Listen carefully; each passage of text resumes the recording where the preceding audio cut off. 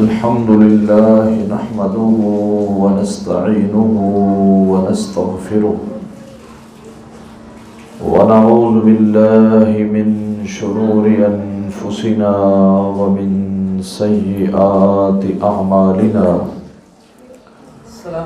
من يهده الله فلا مضل له ومن يضلل فلا هادي له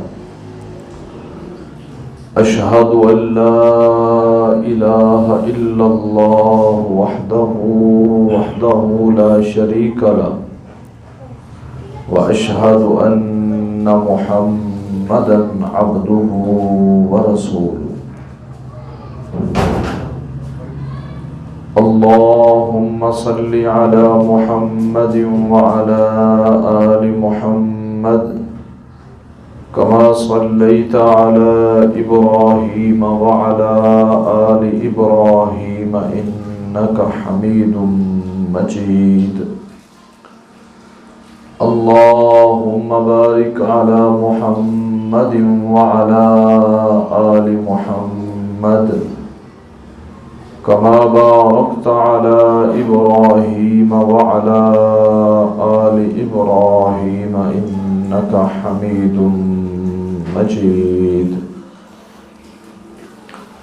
أما بعد فإن خير الحديث كتاب الله وخير الهدي هدي محمد صلى الله عليه وسلم وشر الأمور محدثاتها وكل محدثة بدعة وكل بدعة ضلالة وكل ضلالة في النار قال الله تبارك وتعالى في القرآن المجيد والفرقان الحميد أعوذ بالله من الشيطان الرجيم بسم الله الرحمن الرحيم قل إن كنتم تحبون الله فاتبعوني يحببكم الله ويغفر لكم ذنوبكم والله غفور رحيم ہر قسم کی حمد و ثنا، تعریف و ستائش، بڑائی، بزرگی، کبریائی اللہ تبارک و تعالی کی ذات کے لیے خاص ہے، جس مالک نے اس کائنات کو پیدا فرمایا اور اس میں اتنی انواع و اقسام کی مخلوقات پیدا کی کہ اگر ہم انہیں شمار کرنا چاہیں تو نہیں کر سکتے۔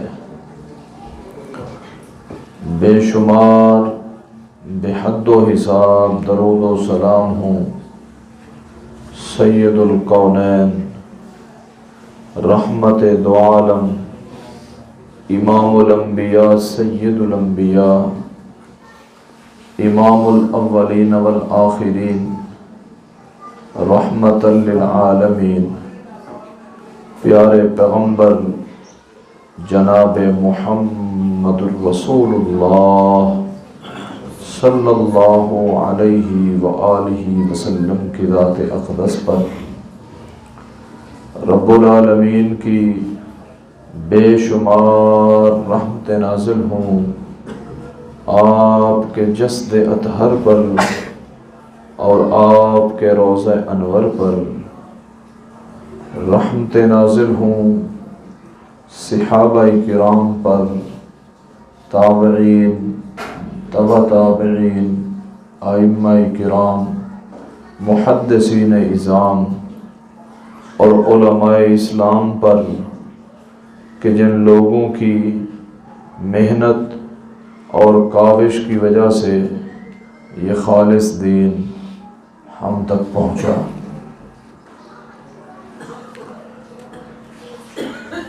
سامعین محترم، عزیز دوستوں اور بزرگوں، اس کائنات میں جتنی بھی ذی روح مخلوقات ہیں، اللہ تبارک و تعالی نے ان تمام ذی روح مخلوقات میں ایک خوبصورت احساس رکھا ہے جسے محبت کہتے ہیں۔ یعنی ہر ذی روح کے اندر یہ احساس موجود ہے کہ اس کے اندر محبت والا یہ احساس پایا جاتا ہے۔ اور سب سے زیادہ خوبصورت اور بہترین احساس ایک انسان میں ہونا چاہیے محبت کا۔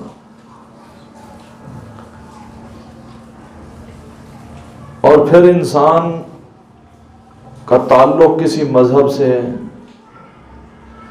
کسی قوم سے ہے، کسی قبیلے سے ہے،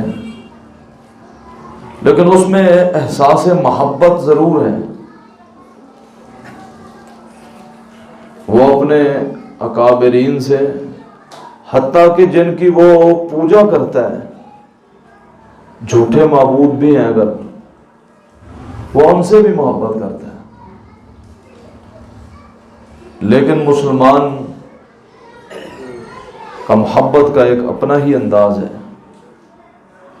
ایک مسلمان کی محبتوں کا سب سے بڑا محور وہ کون ہے؟ رب العالمین کی ذات ہے۔ اور پھر اللہ تبارک و تعالیٰ کی اس پوری مخلوق میں ایک مسلمان کے دل میں جس ہستی سے سب سے زیادہ محبت ہے وہ امام کائنات علیہ الصلوۃ والسلام کی ہستی مبارکہ ہے۔ اور اسی حوالے سے پچھلے 2 خطبات میں ہم نے گفتگو کی تھی۔ کچھ خوبصورت مثالیں، کچھ مظاہر اور کچھ صحابہ کرام کی عملی محبت کے نمونے پیش کیے تھے۔ اور صحابہ کرام رضوان اللہ علیہ مجمعین نے تو ان امور میں بھی نبی علیہ الصلوۃ والسلام کے ساتھ محبت کا اظہار کیا ہے جن کے اظہار میں ان کے اوپر کوئی پابندی نہیں تھی شرعی طور پر، وہ شرعی احکام نہیں تھے۔ اس حوالے سے میں نے چند ایک مثالیں دی تھی کہ صحابہ کرام نے ان چیزوں سے بھی محبت کی ہے جن سے رسول اللہ صلی اللہ علیہ وآلہ وسلم محبت فرماتے ہیں۔ تو آج بھی اسی موضوع کو آگے چلائیں گے۔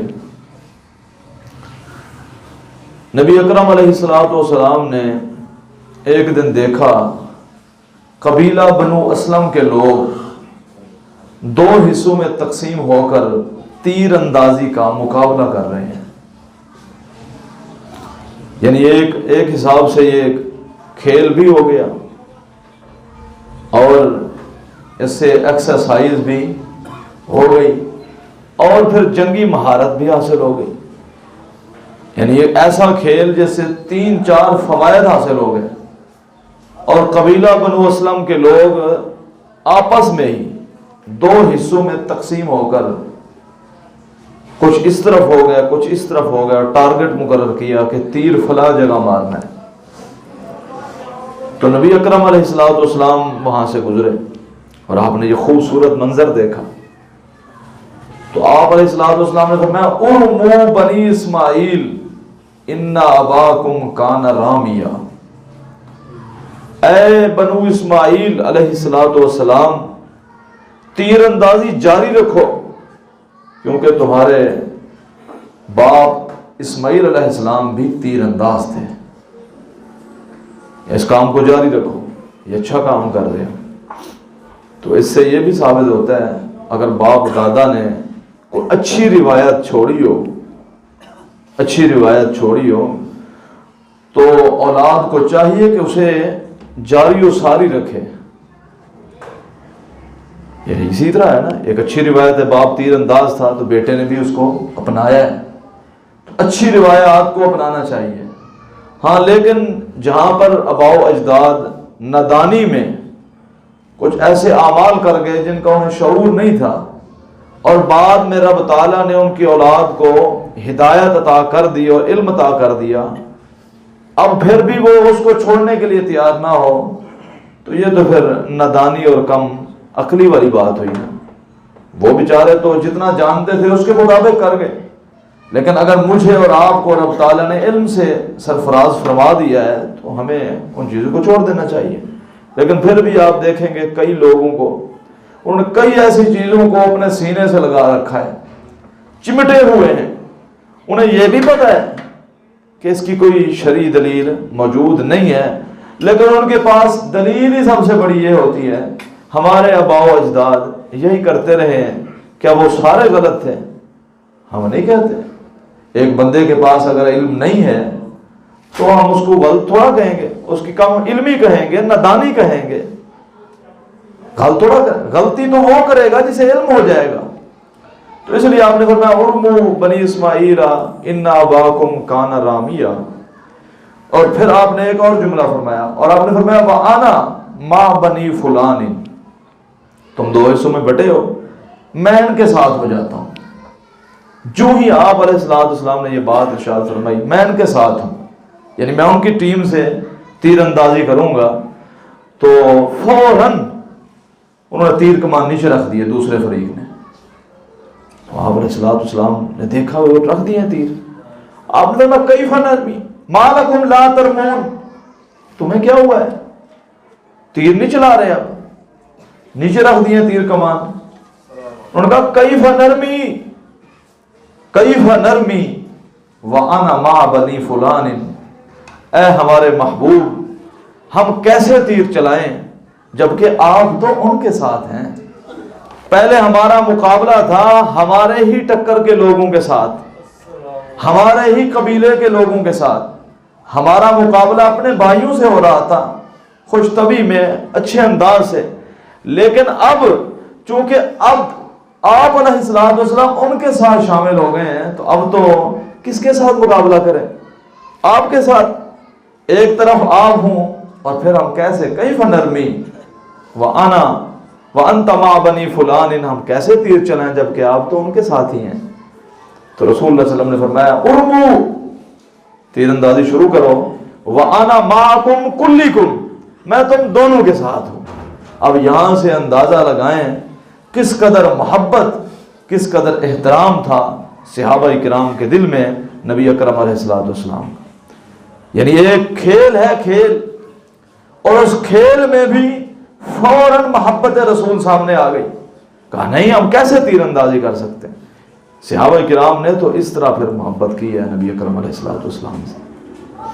پھر غزوہ احد کا موقع دیکھیں.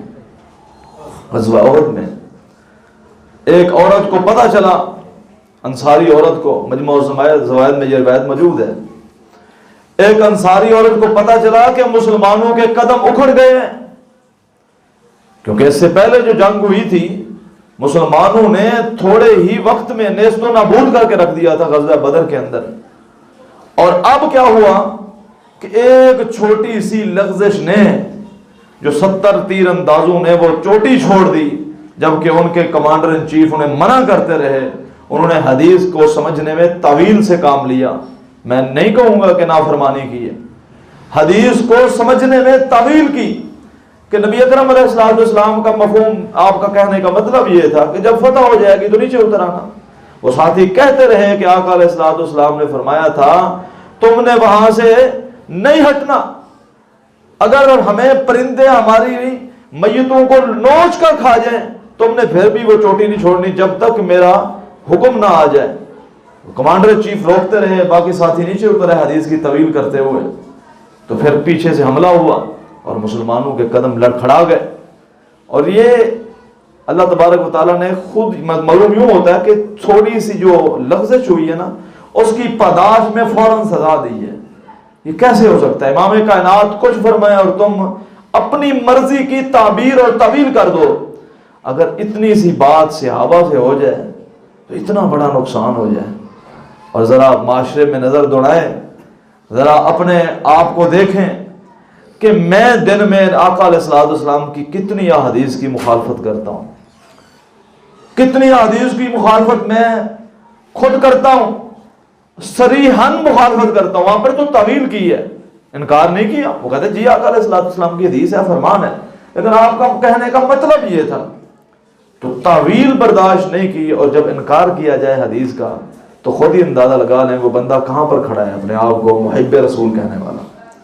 تو حملہ ہوا, قدم لڑکھڑا گئے, جیتی ہوئی جنگ, جیتی ہوئی فتح اچانک شکست میں تبدیل ہوتی ہوئی نظر آئی. اور پھر یہ بات مدینے تک پہنچی کہ مسلمانوں کو شکست ہو رہی ہے, اور یہ افواہ بھی پھیلی کہ آقا علیہ الصلوۃ والسلام کو نعوذ باللہ شہید کر دیا گیا ہے. تو ایک انصاری خاتون مدینہ سے چلی, اور لوگ جا رہے تھے کیونکہ ختم اکھڑ گئے نا, بھاگ کے کچھ لوگ. تو پوچھتی تھی ما فعل رسول اللہ صلی اللہ علیہ وآلہ وسلم, آقا علیہ الصلوۃ والسلام کیسے؟ کسی نے کہا تیرا خامن شہید ہو گیا ہے. وہ پھر یہی سوال دہراتی, مجھے یہ بتاؤ آقا علیہ الصلوۃ والسلام کس حال میں؟ راستے میں کوئی اور ملا, اس نے کہا تیرا بیٹا شہید ہو گیا ہے. کہا سب کو چھوڑو, مجھے یہ بتاؤ میرے آقا کیسے ہیں؟ آگے گئی, کسی اور نے بتایا تیرا بھائی بھی جنگ میں شہید ہو گیا ہے. اس نے کہا سب چھوڑو, مجھے یہ بتاؤ میرے آقا کیسے ہیں؟ انہوں نے صحابہ نے کہا آقا علیہ الصلوۃ والسلام خیریت سے ہے, وہ شہید نہیں ہوئے. اس نے کہا مجھے دکھاؤ, مجھے دکھاؤ. پھر اس عورت کو لایا گیا. اس نے نبی اکرم مجمع الزوائد میں یہ الفاظ موجود ہیں, اس نے دیکھا, اس نے کہا بی ابی امی و انت بی ابی و امی انت یا رسول اللہ لا ابالی اذا سلمت من عاتب. اللہ کے رسول صلی اللہ علیہ وسلم, میرے ماں باپ آپ پر نثار اور قربان ہو جائیں, جب آپ سلامت ہیں کون فوت ہوا ہے مجھے اس کی کوئی پرواہ نہیں ہے. آپ سلامت ہیں, یہ وہ محبت ہے صحابہ کی. بی ابی امی و انت بی ابی امی و ابی انت یا رسول اللہ لا ابالی اذا سلمت من عاتب. فرمانے لگی مجھے کوئی پرواہ نہیں. دوسری حدیث کے الفاظ ہیں کل مصیبت بعدک جلل, آپ صحیح سلامت ہیں, ہر مصیبت ہلکی ہو گئی ہے. آپ کو دیکھ لیا ہے, ہر مصیبت ہلکی ہو گئی ہے. یہ ہے وہ محبت صحابہ کرام رضوان اللہ علیہم اجمعین کے دلوں میں. اب دیکھیں میرے دل میں کتنی ہے, آپ کے دل میں کتنی ہے. ہر بندہ اپنی محبت کا پیمانہ خود سے دیکھ سکتا ہے. یہ پیمانہ سامنے رکھ لے اور پھر دیکھے میں کہاں کھڑا ہوں, میری آقا علیہ الصلوۃ والسلام سے کیا اس طرح کا تعلق اور محبت ہے, تو پھر تو کامیابی ہی کامیابی. اگر ایسا نہیں ہے اور جو محسوس ہوتا ہے کہ ایسا نہیں ہے, تو پھر بہت زیادہ فکر اور غور کرنے کی ضرورت ہے. یعنی یہ تو خاتون تھی, یعنی مردوں کی محبت بھی دیکھی اور یہ خاتون کی محبت بھی دیکھی. اور اسی جنگ میں جب قدم اکھڑے, نبی اکرم علیہ الصلوۃ والسلام نے صحابہ سے فرمایا کون ہے جو میرے لیے ڈھال کا کام دے, ڈھال کا کام دے, کیونکہ مسلسل تیر ان کی بارش ہو رہی تھی. انصاری صحابہ آگے آئے, 7 صحابہ نے گھیرا بنایا اور آپ کو اپنے حصار میں لے لیا, اور وہاں سے تیروں کی بارش, اور یہاں پہ سینے حاضر تھے. سیدنا طلحہ رضی اللہ تعالیٰ فرمانے لگے آقا آپ نہ جھانکیں, آپ ہمارے پیچھے رہیں, ہم ہر آنے والے تیر کو اپنے سینے پر کھائیں گے, اپنے ہاتھوں سے اس تیر کو روکیں گے. آقا میرے ماں باپ آپ پر قربان ہو جائیں, آپ پیچھے ہو جائیں, آپ ہمیں ڈھال کے طور پر پیچھے رہیں, ہمارے حصار میں رہیں, ہم اپنے سینوں پر تیر کھا کر یہ ثابت کر دیں گے کہ ہمیں آقا سے کتنی محبت ہے. اور پھر ایسا ہوا. سیدنا طلحہ رضی اللہ تعالیٰ عنہ کو جب دیکھا گیا نا, 39 زخم تھے ان کے جسم پر, تیروں کے 39 زخم تھے, اور سامنے ایسے سینہ چوڑا کر کے سامنے کھڑے اور تیر برداشت کرتے رہے. یعنی کھوکھلے دعوے نہیں تھے. اسی وجہ سے تو کامیابی ملی ہے نا دنیا اور آخرت کی. ہمارے پاس صرف دعوے ہیں. اور اسی ہی جنگ میں, اسی غزوہ بدر میں جب مسلمانوں کو دوبارہ فتح ملی, اللہ تبارک و تعالیٰ نے عطا فرمائی, مسلمان اکٹھے ہوئے اور دوبارہ یکدم حملہ ہوا, کفار پھر بھاگے اور شکست کھا گئے وہاں سے. تو آپ علیہ الصلوۃ والسلام نے فرمایا کہ سعد بن ربیع کو تلاش کرو, سعد بن ربیع کو تلاش کرو, وہ کہاں ہے؟ تو صحابہ نے تلاش شروع کر دی، کیونکہ 70 صحابہ شہید ہوئے اس جنگ کے اندر، 70 سے زیادہ زخمی ہوئے اس جنگ کے اندر. تو تلاش کرتے کرتے سعد بن ربیع مل گئے ایک صحابی کو، تو دیکھا کہ وہ موت و حیات کی کشمکش میں ہے. کہا آقا علیہ الصلوۃ والسلام نے مجھے خاص تیرا نام لے کر تیرے پاس بھیجا ہے. کہا کس حال میں ہے؟ کہا اب تو جانے کا وقت آ پہنچا ہے، اب تو میرے جانے کا وقت آ پہنچا ہے. زخم اس قدر زیادہ تھے، لیکن میری قوم کو سلام کہنا اور میرے آقا کو بھی سلام کہنا، اور ساتھ میری قوم کو یہ بات کہہ دینا کہ سعد بن ربیع رضی اللہ تعالی عنہ جاتے ہوئے یہ پیغام چھوڑ کر گئے ہیں، جب تک تمہارے جسموں میں جان ہے اور خون کا ایک قطرہ باقی ہے، آقا علیہ الصلوۃ والسلام کا دفاع کبھی نہ چھوڑنا. یہ ہے وہ محبت جو صحابہ کرام نے جس کا عملی نمونہ پیش کیا، یعنی جان قربان کرتے ہوئے بھی پیغام دے گئے اپنی قوم کے لوگوں کو کہ میرے آقا کا ساتھ نہ چھوڑنا. اور انصار نے کبھی رسول اللہ صلی اللہ علیہ وسلم کا ساتھ نہیں چھوڑا، کبھی نہیں چھوڑا، ہر موقع پہ آپ کے ساتھ کھڑے تھے. اور پھر رسول اللہ صلی اللہ علیہ وسلم نے بھی کبھی انصار کا ساتھ نہیں چھوڑا. آپ علیہ السلام دعا فرمائی اللہم اغفر للانصار ولی ابناء الانصار ولی ابناء ابناء الانصار، اللہ انصاریوں کو معاف کر دے، انصار کے بچوں کو معاف کر دے، انصار کے پوتوں کو معاف کر دے. آپ نے بھی کبھی ساتھ نہیں چھوڑا. ایک جنگ میں آپ نے مال غنیمت کی تقسیم میں کچھ مسلموں کو زیادہ دے دیا، تو انصار کے کچھ نوجوانوں نے کچھ باتیں کی کہ دیکھیں جی جنگ میں ہم آگے تھے اور آپ نے یہ تقسیم ان کو دے دیا، آپ تو طریف قلب کے لیے دے رہے تھے. تو آپ علیہ السلام کو پتہ چلا تو آپ نے فرمایا وہ دنیا کا مال لے گئے اور تم خوش نہیں ہو کہ تم مجھے اپنے ساتھ لے جاؤ، میں تمہارے ساتھ ہوں. انہوں نے کہا آقا اگر آپ ہمارے ساتھ ہیں، میں دنیا کے مال کی ضرورت نہیں ہے. یعنی اس قدر رسول اللہ صلی اللہ علیہ وسلم سے تعلق اور محبت قائم کی ہے صحابہ نے.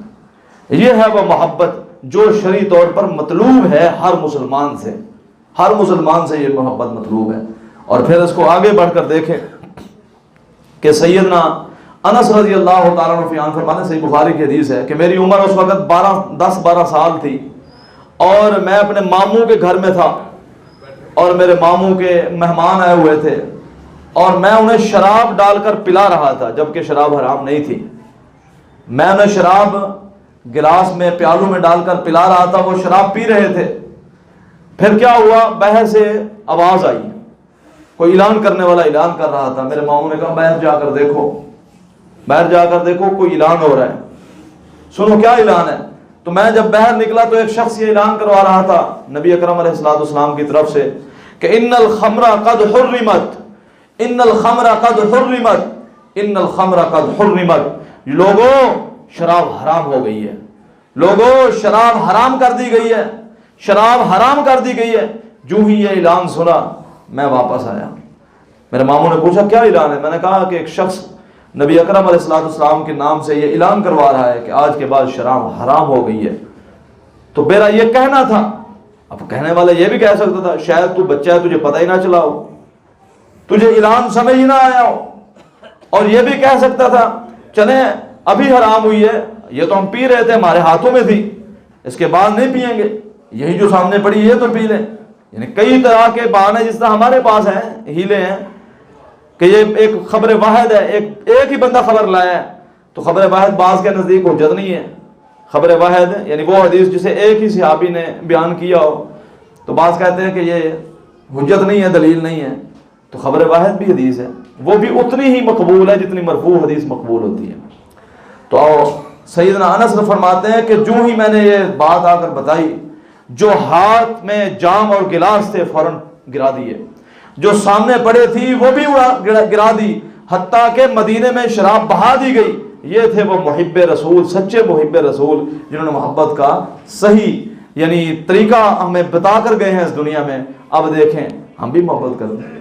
کون ہے ایسا مسلمان جسے شراب کی عادت پڑ گئی ہے، اب وہ محبت رسول میں شراب چھوڑ دیں؟ کون ہے وہ مسلمان جس نے سود کو اپنا اوڑھنا بچھونا بنا رکھا ہے، وہ محبت رسول میں آ کر سود چھوڑ دے کہ مجھے آقا سے محبت ہے، میرے آقا نے سود کو حرام، اللہ نے سود کو حرام کرا دیا؟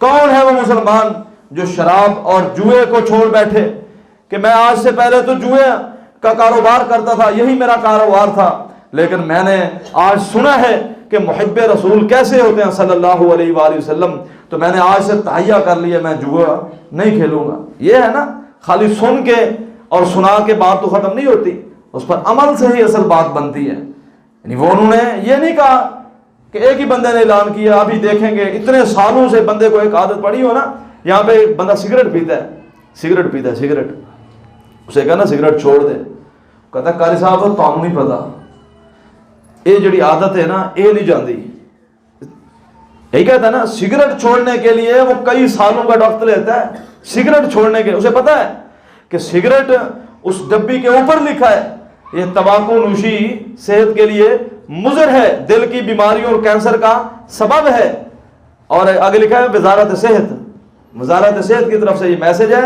اور سگریٹ کی خرید و فروخت عام ہے، اس سے ٹیکس جنریٹ ہوتا ہے نا، پیسہ آتا ہے حکومت کو، ریاست کو پیسہ ملتا ہے، حرام سے پیسہ کمانا ہے، ایسی چیزوں سے پیسہ کمانا ہے، چلو حرام نہ مانو، اگرچہ میں یہ سمجھتا ہوں سگریٹ حرام ہے، اور اس کو کم سے کم مکروہ اور نجائز تو سمجھتے ہو نا، اور اگر اس کو بھی یہ بھی نہیں سمجھتے تو یہ بھی تو مانتے ہو نا کہ اس یہ سے دل کی بیماریوں کا سبب ہے اور نقصان دہ چیز ہے، اور اگر سگریٹ پیتے پیتے کسی بندے کو کینسر ہو گیا اور وجہ کینسر کی سگریٹ بنی، اور اس بندے کو کسی اور دل کی بیماری لگ گئی اور وجہ سگریٹ بنی، تو یا کیا یہ خودکشی نہیں ہے؟ یہ خودکشی نہیں ہے؟ یعنی مجھے پتا ہو کہ یہ کام میں کرتا رہوں گا بالآخر مجھے میرے ساتھ یہ ہونا ہی ہونا ہے، یا تو مجھے کینسر ہو جائے گا یا مجھے دل کی تکلیف لگ جائے گی، اس کے باوجود بندہ سگریٹ نہ چھوڑے اور پیتا رہے، تو یہ بھی ایک میرے سمجھ میں تو ایک خودکشی کی ایک شکل بنتی ہے۔ تو اب ایک بندہ اب جو محب رسول ہم ہے نا، ایک بندہ سگریٹ پان اور نسوار چھوڑنے کے لیے تیار نہیں ہے، وہ مانتا ہے کہ صحیح نہیں ہے یہ چیز، نجائز ہے، کم از کم مجھے زیب نہیں دیتی یہ چیز، لیکن وہ اسے چھوڑنے کے لیے کئی سال لگا دیتا ہے، عادت نہیں چھوٹتی، اور ادھر وہ صحابہ ہیں، ادھر اعلان ہوا ان الخمر قد حرمت، ادھر اعلان ہوا ادھر بہا دی گئی، کاروبار تھا نا، شراب کا کاروبار تھا، شراب کا حرام ہونے سے پہلے کاروبار کرتے تھے اور فوراً بہا دی، حرام ہو گئی تو کاروبار کیسا، حرام ہو گئی تو پینا کیسا۔ یہاں پہ غیر مسلموں کے نام سے لائسنس جاری ہوتے ہیں، اور پینے والے غیر مسلم اتنے نہیں ہیں جتنے کلمہ پڑھنے والے عاشقان رسول پیتے ہیں علیہ الصلوۃ والسلام، جو اپنے آپ کو محب رسول بھی کہتے ہیں۔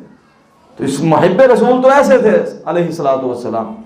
پھر اس کو اس طرح دیکھیں، نبی اکرم علیہ الصلوۃ والسلام جب ہجرت کر کے مکہ المکرمہ سے مدینہ منورہ تشریف لے گئے تو آپ نے 16 یا 17 مہینے مسلسل نماز بیت المقدس کی طرف منہ کر کے پڑھی، اور آپ بار بار اپنا چہرہ مبارکہ آسمان کی طرف کرتے کہ کبھی حکم آ جائے، کیونکہ آپ کی چاہت تھی بیت اللہ کو ہمارا قبلہ بنایا جائے۔ تو اللہ تعالیٰ فرماتا ہے قد نرى تقلب وجهك في السماء، ہم دیکھتے ہیں کہ آپ کے چہرہ مبارک کو آسمان کی طرف بار بار اٹھتے ہوئے، یعنی میرے آقا کا چہرہ آسمان کی طرف اٹھے تو رب تعالیٰ قبلہ بدل دیتے ہیں۔ یہ شان ہے میرے آقا کی، یہ شان ہے ہمارے نبی اکرم علیہ الصلوۃ والسلام کی۔ تو قبلہ بدلا، 17 مہینے کے بعد اعلان ہو گیا فولوا وجوہکم، کہ اب آئندہ سے اپنے چہروں کو بیت المقدس کی بجائے مسجد الحرام بیت اللہ کی طرف رخ موڑ دیا جائے۔ تو ایک صحابی نے نبی اکرم علیہ الصلوۃ والسلام کے پیچھے نماز پڑھی کہ اب قبلہ تحویل ہو گیا، قبلہ بدل گیا۔ نماز پڑھنے کے بعد وہ کسی اور علاقے میں گیا، کسی اور وادی میں، وہاں پر لوگ نماز پڑھ رہے تھے، اور ابھی بھی وہ بیت المقدس کی طرف، کیونکہ انہیں پتہ نہیں تھا تو وہ اس طرف منہ کر کے نماز پڑھ رہے تھے۔ تو اس بندے نے اعلان کیا وہاں پر جا کر، کہا میں ابھی رسول اللہ صلی اللہ علیہ وآلہ وسلم کے پاس سے آیا ہوں اور آج کے بعد قبلہ تبدیل ہو گیا ہے۔ تو کیا کیا انہوں نے؟ نماز کی حالت میں، یہاں پر تو چونکہ چنا کے اگر وگر کی باتیں نہیں ختم ہوتی، نماز یہ تو نہیں کہا کہ ٹھیک ہے اب تو چونکہ نماز شروع کر دی تھی اب اس طرف پڑھ لیتے ہیں، جو اگلی نماز آئے گی تو ہم مسجد الحرام کی طرف منہ کر کے نماز پڑھیں گے۔ نماز کی حالت میں صحابہ کرام نے قبلہ بدلا، اور بدلنے کا انداز کہتا تھا، امام جو تھا نا وہ آگے تھا نا، قبلہ جب تحویل کیا امام سب سے پچھلی صفوں میں چلا گیا اور مقتدی سارے گھوم کر اس طرف آ گئے۔ تو اب اندازہ لگائیں یہ انتظار نہیں کیا صحابہ نے کہ یہ نماز پڑھ لیں بعد میں اس طرف ہو۔ نماز کی حالت میں بھی محبت رسول صلی اللہ علیہ وآلہ وسلم کا تقاضا تھا کہ فوراً آپ کی، کیونکہ محبت اور اطاعت دونوں لازم اور ملزوم ہیں۔ ادھر محبت کا دعویٰ ادھر اطاعت نہ ہو، یہ کیسے ہو سکتا ہے؟ وہ نماز کی حالت میں فوراً اپنا رخ موڑا اور بیت اللہ کی طرف اپنا رخ کر دیا اور مسجد اقصیٰ کو چھوڑ کر مسجد حرام کو اپنا قبلہ بنا دیا۔ یہ ہے وہ محبت۔ ایک دفعہ نبی اکرم صحیح مسلم کی حدیث ہے، نبی علیہ الصلوۃ والسلام نے ایک صحابی ہیں جن کا نام ہے خریم اسدی رضی اللہ تعالیٰ عنہ، ان کی غیر موجودگی میں نبی علیہ الصلوۃ والسلام نے فرمایا کہ خریم اسدی اچھا آدمی ہے، بہت اچھا انسان ہے، اس میں دو ایسی چیزیں ہیں اگر یہ نہ ہو تو بہت اچھا انسان ہے۔ نمبر ایک، اس کے بال بہت بڑے ہیں، اس کے بال کندھوں سے بھی نیچے ہیں۔ یہاں پر بھی کئی لوگوں نے بہت لمبے لمبے بال رکھے ہیں، زلفوں کی حد ہے زیادہ سے زیادہ کانوں کے لو اور حد کندھے تک، یہ سامنے والا بال کندھے تک، اس سے نیچے نہیں لٹکنے چاہیے، تو بالکل یعنی اتنے لمبے بال ہیں کہ کندھے سے نیچے۔ تو آپ نے فرمایا ایک تو یہ ہے، دوسرا اس کا تہبند جو ہے وہ اس کے ٹخنوں سے نیچے رہتا ہے۔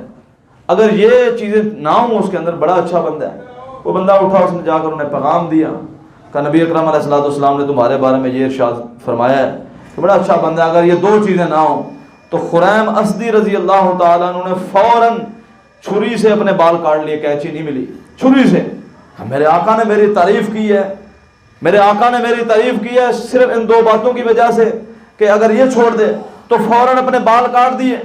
اور پھر اس کے بعد صحابہ فرماتے ہیں کہ ہم نے کبھی نہیں دیکھا کہ سیدنا خریم اسدی رضی اللہ تعالیٰ عنہ کا تہبند ٹخنوں سے نیچے گیا، کبھی نہیں دیکھا۔ اب اندازہ لگائیں بالوں سے، زلفوں سے کتنی محبت ہوگی، کاٹ دی ہے نا، فوراً کاٹ دیے۔ یہ میرے آقا کی محبت کا تقاضا ہے۔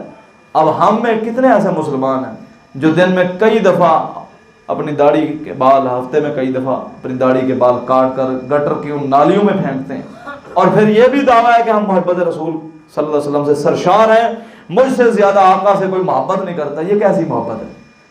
کیا زلفوں سے محبت نہیں تھی؟ لیکن میرے آقا کا حکم آیا، فوراً عمل کر دیا، پیغام پہنچا، فوراً عمل کر دیا۔ اور پھر اسی طرح آپ اپنے ٹخنوں کو دیکھیں، یعنی الٹ معاملہ ہے نا، اور خواتین کے ٹخنے ننگے اور مردوں نے ٹخنے چھپا رکھے ہیں، بالکل الٹ معاملہ ہے۔ اور یہ ایسا بے لذت سا گناہ ہے، بے لذت کو کیا لذت ہے؟ مطلب یہ ٹخنوں سے نیچے اگر تہمد شلوار پجامہ ہے تو اس میں کیا ایسی بات ہے؟ اتنا بڑا گناہ ہے، اتنا بڑا گناہ ہے۔ نبی علیہ الصلوۃ والسلام نے فرمایا یہ ایسا بدبخت ہے جس کی پینٹ پجامہ چادر ٹخنوں سے نیچے رہتی ہے، قیامت کے دن اللہ تعالیٰ اس سے گفتگو نہیں کریں گے، یہ ایسا بدبخت ہے، یہ کلام کرنا چاہے گا بھی تو اللہ تعالیٰ اس سے بات نہیں کریں گے اور اسے نظر رحمت سے نہیں دیکھیں گے۔ یہ تھوڑی سزا ہے، ایک بندے سے رب تعالیٰ بات ہی نہیں کریں گے اور پھر اسے نظر رحمت سے نہیں دیکھیں گے، اور آگے ہے کہ اسے گناہوں سے پاک نہیں کیا جائے گا، اور اگلی سزا ہے اس کے لیے دردناک عذاب ہے۔ بتائیں اس گناہ میں کون سی لذت ہے؟ اس کو چھوڑنے کے لیے تیار نہیں ہے۔ اور جو کرتے ہیں وہ نماز میں، صرف نماز میں اپنی شلوار پینٹ فولڈ کر لی، ٹخنوں سے اوپر کر لی، جو ہی نماز پڑھی پھر نیچے کر لی۔ نماز کے ساتھ تعلق نہیں ہے اس بات کا، مردوں کے لیے نماز کے ساتھ اس کا تعلق ہی نہیں ہے۔ ہمیشہ مرد کی پجامہ پینٹ پتلون چادر تہبند ٹخنوں سے اوپر ہونی چاہیے، خواتین کی ٹخنے چھپے ہونے چاہیے، یہ ہمیشہ کے لیے حکم ہے، نماز کا حکم نہیں ہے۔ تو نماز میں کر لی، بعد میں سترا کر لی، یہ کون سی اطاعت ہے؟ یہ کیسی اطاعت ہے؟ صرف نماز میں ہم پابند ہیں رسول اللہ علیہ وسلم کی اطاعت کرنے کے، نماز کے بعد اپنی مرضی ہے۔ تو اس طرح صحابہ نے رسول اللہ علیہ وسلم سے محبت کی ہے۔ صحیح بخاری میں ایک حدیث ہے کہ نبی علیہ الصلوۃ والسلام نماز پڑھا کر اپنے حجرے میں تشریف لے گئے تو آپ نے کچھ شور سنا، دو بندے آپس میں بحث و مباحثہ کر رہے ہیں، بحث و تکرار ہو گئی ان کی۔ آپ نے پردے سے جھانکا، کیا بات ہے؟ ایک نے کہا اللہ کے رسول علیہ الصلوۃ والسلام اس نے مجھ سے ادھار لیا تھا اپنے، پھر اس نے وعدہ کیا تھا لیکن اب یہ پیسے نہیں دیتا، اس نے وعدہ کیا ہے لیکن اب یہ پیسے نہیں دے رہا۔ تو آپ نے اس سے پوچھا جی تم نے لیا؟ جی میں نے لیا، واپس نہیں کرتا۔ اس نے عذر پیش کیا کہ میرے پاس ہے نہیں اتنے پیسے جتنے میں نے اس کے دینے ہیں۔ تو نبی علیہ الصلوۃ والسلام نے حجرے سے ایسے انگلی پر انگلی رکھی، ایسے اشارہ کیا، جس نے پیسے لینے تھے نا ایسے اشارہ کیا آپ نے۔ تو اس نے کہا قد فعلت یا رسول اللہ صلی اللہ علیہ وسلم، قد فعلت یا رسول اللہ، میں سمجھ گیا آقا، میں سمجھ گیا کہ آپ نے کہہ دیا کہ آدھا معاف کر دے آدھا لے لے۔ اسے آپ نے کہا اشارے سے، یعنی محب تو ہوتے ہیں وہ اشارہ سمجھتے ہیں، وہ محب جو ہوتا ہے نا سچے اپنے محبوب کا اشارہ سمجھتا ہے۔ صحابہ سمجھ گئے اور فوراً وہ گھر گیا، جتنے پیسے اتنے دینے تھے آدھے پیسے لا کر دے دیے۔ اس طرح صحابہ نے رسول اللہ علیہ وسلم کی اطاعت کی ہے، پیغام بھی نہیں ہے، حکم بھی نہیں ہے، صرف اشارہ کیا، اشارے پر بات سمجھی۔ اور آخری بات کہہ کے بات ختم کرتا ہوں. سیدنا سہل بن سعد رضی اللہ تعالیٰ عنہ فرماتے ہیں کہ ایک دن نبی علیہ الصلوۃ والسلام کے ساتھ ہم بیٹھے ہوئے تھے. ایک عورت آئی, وہ خوبصورت چادر لے کر آئی, ایک خوبصورت چادر لے کر. اس نے آ کر وہ آپ کو ہدیتاً پیش کی کہ میرے آقا یہ میں نے آپ کے لیے چادر خود اپنے ہاتھوں سے بنی ہے, یہ چادر آپ لے لیں. آپ کو تحفہ دیا, ہدیہ دیا. تو آپ نے وہ چادر لے لی اور بڑی یعنی خوبصورت چادر تھی, اور آپ نے اس کو اپنے کندھے پر ڈال لیا. جب وہ عورت چلی گئی نا تو ایک صحابی نے کہا اللہ کے رسول یہ چادر مجھے دے دیں, یہ چادر مجھے دے دیں. صحابہ کہتے ہیں ہم نے اسے کہا کہ تم نے کیوں مانگی یہ چادر؟ تمہیں یہ پتہ ہے کہ جب بھی رسول اللہ صلی اللہ علیہ وسلم سے کسی نے سوال کیا آپ نے اس کو نہ نہیں کی, کبھی رد نہیں کیا کسی کا سوال. یہ چادر کیوں مانگی؟ بڑی مشکل سے وہ لے کر آئی ہے, وہ ہاتھوں سے بن کر لائی ہے, اور اس نے آقا علیہ الصلوۃ والسلام کو تحفتاً دی ہے, اور یہ ہمارے آقا کو ضرورت بھی تھی, اس کی ضرورت بھی تھی. تم نے کیوں مانگی؟ اس نے کہا تم یہ سمجھتے ہو کہ یہ چادر میں نے اس لیے لی ہے کہ مجھے چاہیے تھی, یا میں نے سردی سے بچاؤ کے لیے لی ہے؟ تم یہ سمجھ رہے ہو؟ جی ہم تو یہ سمجھتے ہیں. کہا اس لیے نہیں لی, یہ چادر اس لیے لی ہے کہ میں اس چادر کو اپنا کفن بناؤں گا. یہ چادر اس لیے لی ہے کہ جب میں مر جاؤں گا میں اپنی اولاد کو یہ وصیت کر کے جاؤں گا. یہ وہ چادر ہے جس چادر کو میرے آقا نے اپنے جسم کے ساتھ لگایا ہے, میرے آقا نے اپنے کندھے پر ڈالی ہے. جب میں مر جاؤں مجھے اس چادر میں کفن دے دینا. اور کفن یہ ہے صحابہ کی محبت, یعنی اس چیز سے بھی محبت کی ہے جس کے ساتھ میرے آقا کا جسم مبارک, جسم اطہر لگا ہے. تو یہ ہے وہ صحابہ کی محبت. چند مثالیں میں نے آپ کے سامنے پیش کی. اب ہمارے لیے 3 خطبات میں نے اس موضوع پر دیے ہیں. بہت بڑا سبق اور بہت بڑا درس ہے. اور سبق یہ ہے, درس یہ ہے کہ ہم سارے یہ دعویٰ کرتے ہیں ہم آقا علیہ الصلوۃ والسلام سے پوری کائنات میں سب سے بڑھ کر محبت کرتے ہیں, اور اس کے لیے پھر اطاعت شرط ہے. اطاعت ہے تو محبت سچی ہے, اطاعت نہیں ہے تو محبت جھوٹی ہے. یہی پیمانہ ہے, ہر شخص اپنا محاسبہ کر سکتا ہے. اللہ رب العالمین سے دعا ہے کہ اللہ تعالیٰ کہنے والے اور تمام سننے والوں کو غور و فکر کے بعد عمل کی توفیق عطا فرمائے. وما علیہ الا البلاغ المبین.